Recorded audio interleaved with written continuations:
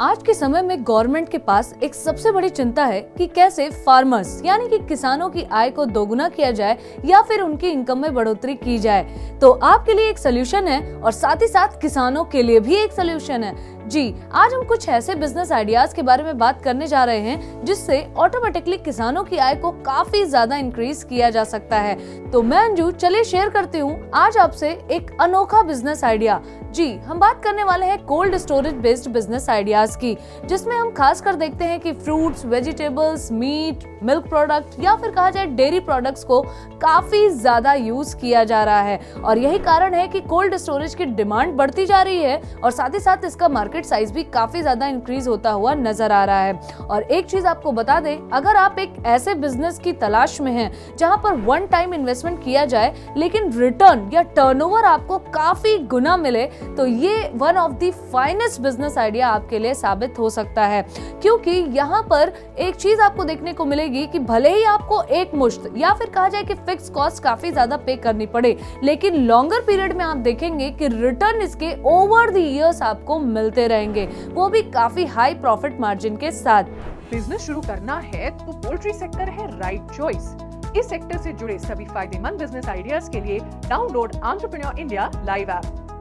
आपको बता दें कि कोल्ड स्टोरेज बिजनेस चाहे वो डेवलप्ड कंट्री हो या फिर डेवलपिंग कंट्रीज हो, दोनों में ही बहुत ज्यादा तेजी से ग्रो कर रहा है। अगर हम इसके टाइप्स की बात करें तो ये डिपेंड करता है कि इसकी फैसिलिटीज कैसी हैं। खासकर अगर हम बात करें तो प्रोडक्ट स्पेसिफिक कोल्ड स्टोरेज भी शुरू किए जा चुके हैं और साथ ही साथ मल्टीपर्पस, यानी कि हो सकता है कि आप सिर्फ और सिर्फ एक प्रोडक्ट को टारगेट करके अपना कोल्ड स्टोरेज ओपन करें और हो सकता है कि आप मल्टीपर्पस के लिए भी यूज करें। और ऐसा हमें देखने को भी मिल रहा है, जिसकी वजह से किसानों की आय में काफी ज्यादा तेजी से ग्रोथ देखने को मिली है और रूरल एरियाज में भी नए तरीके के एम्प्लॉयमेंट जनरेट हुए हैं। अब यहाँ पर बात आती है कि आखिर कोल्ड स्टोरेज बिजनेसेस की रिक्वायरमेंट क्यों है। अगर आप अराउंड द ग्लोब देखें तो वेस्टेज बहुत ज्यादा होता है फ्रेश फ्रूट्स, वेजिटेबल्स या फिर मिल्क वगैरह का, लेकिन अगर इनको स्टोर कर लिया जाए यानी कि कोल्ड स्टोरेज वगैरह जो कि पेरिशेबल नेचर की जितनी भी कमोडिटीज होती हैं या प्रोडक्ट्स होते हैं उनको सेव करने का या प्रिजर्व करने का काम करते हैं, तो इससे हमारी जो खपत या कहा जाए कि हम कह सकते हैं कि वेस्टेज में जो हमारी खपत होती है, अगर उसको हम कहा जाए कि प्रोटेक्ट कर सकें या फिर प्रिवेंट कर सकें, तो हम जो चीजें इंपोर्ट कर रहे हैं शायद हम उस वक्त एक एक्सपोर्ट की कंडीशन में भी आ सकते हैं। यही कारण है कि कंट्रीज बहुत ज्यादा फोकस कर रही हैं कि कैसे कोल्ड स्टोरेज को बढ़ाया जाए जिससे कि क्रॉप्स की जो वेस्टेज है उसको प्रिवेंट किया जा सके। Cold room, cold storage, ripening unit या फ्रोजन फूड जैसे अनेक बिजनेसेस के बारे में हमसे जानें। Download the entrepreneur India live app. तो चलिए जान लेते हैं इसके बेनिफिट्स के बारे में। सबसे पहले ये रिड्यूस करता है wastage of vegetables and fruits. दूसरी बात, इसका यूज मेडिसिन या वैक्सीन वगैरह को भी स्टोर करने में किया जा सकता है। ऑफ सीजन फार्म प्रोडक्ट्स को भी आप अवेलेबल करा सकते हैं एट अफोर्डेबल रेट्स। दूसरी तरफ ये हेल्प करता है in providing remunerative price to farmers.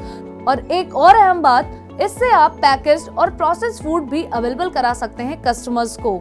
अब अगर बात करें इसमें होने वाली इन्वेस्टमेंट कॉस्ट की, तो इनिशियली आपको काफी ज्यादा इन्वेस्ट करना पड़ता है क्योंकि इसमें कई तरीके की मशीनरीज और इक्विपमेंट्स का यूज किया जाता है। साथ ही साथ आपको इसकी लोकेशन, इसमें यूज होने वाली मशीनरी का टाइप, उसका साइज, ये सारी चीजें डिफाइन करनी होती है। क्योंकि एक बार अगर आप इस कोल्ड स्टोरेज को एस्टेब्लिश करते हैं तो उसके बाद आपके सामने कई तरीके की मौसम से रिलेटेड या फिर कहा जाए वेदर से रिलेटेड या ह्यूमिडिटी से रिलेटेड बहुत सारी प्रॉब्लम्स आपको देखने को मिल सकती हैं। इसीलिए इसमें इंपॉर्टेंट हो जाता है कि आप पहले से ही इस पूरे बिजनेस प्लान को तैयार करके चलें। यही कारण है कि इंडिया में कोल्ड स्टोरेज को लेकर काफी गाइडलाइंस भी दी गई हैं। जैसे कि अगर आप एक कोल्ड स्टोरेज बिजनेस को स्टार्ट करना चाहते हैं तो आपको डिटेल्ड बिजनेस प्लान बताना पड़ेगा। साथ ही साथ आपको सारी की सारी इंफॉर्मेशन इनकॉर्पोरेट करनी होती है गवर्नमेंट के साथ, यानी कि जहां पे भी आपके कोल्ड स्टोरेज का रजिस्ट्रेशन किया जा रहा है वहां पे आपको होल डिटेल देनी पड़ती है।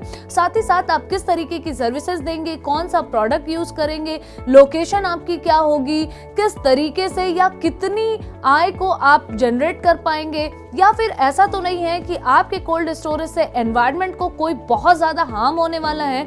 ये सारी चीजें आपको डिटेल में बतानी होती हैं, तभी आपको कोल्ड स्टोरेज बिजनेस के लाइसेंसेस वगैरह प्रोवाइड होते हैं, अदरवाइज आपके लाइसेंस को कैंसिल भी किया जा सकता है गवर्नमेंट के द्वारा। तो इन चीजों को आपको ध्यान में रखना है। तो आई थिंक ये जितने भी बिजनेस आइडियाज थे, इसमें अगर मैं बात करूं, आप fruit based cold storage open कर सकते हैं, आप वेजिटेबल बेस्ड कर सकते हैं, आप मीट प्रोडक्ट्स के लिए कर सकते हैं, आप मेडिसिनल प्रोडक्ट्स के लिए कर सकते हैं, साथ ही साथ आप मल्टीपर्पज के लिए भी यूज कर सकते हैं। और आजकल सबसे ज्यादा इनका यूज फ्रूट्स, वेजिटेबल्स और डेयरी प्रोडक्ट्स को प्रिजर्व करने के लिए किया जा रहा है, क्योंकि लगातार प्रिजर्व फूड की डिमांड भी इंक्रीज होती जा रही है। तो इसको देखते हुए गवर्नमेंट ने कई तरीके की स्कीम्स वगैरह भी लॉन्च कर रखी हैं। तो चलिए अब जान लेते हैं इसके मार्केट साइज के भी बारे में।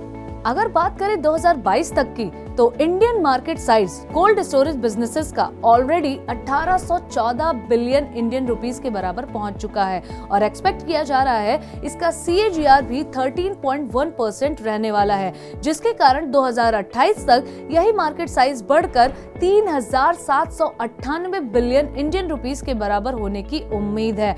आई थिंक इस बिजनेस को स्टार्ट करने में आपके लिए विन विन सिचुएशन ही क्रिएट होने वाली है। तो ऐसे ही सुपर बिजनेस आइडियाज के लिए अभी विजिट कीजिए www.iid.org.in पर, या फिर आप डाउनलोड भी कर सकते हैं एंटरप्रेन्योर इंडिया लाइव ऐप।